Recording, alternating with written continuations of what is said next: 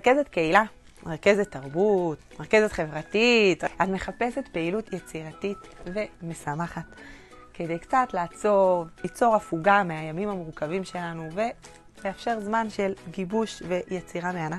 יש לי הצעה במיוחד בשבילך. במקום שאני אגיע ויעביר לכם סדנת יצירה מהממת, מתוקה, מתוך מגוון רחב של אפשרויות, למה שאני לא אחסוך לך קצת עלויות?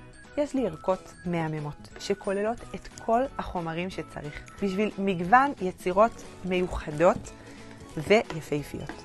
כל החומרים מגיעים בתוך ערכה מאורגנת, מתוקתקת.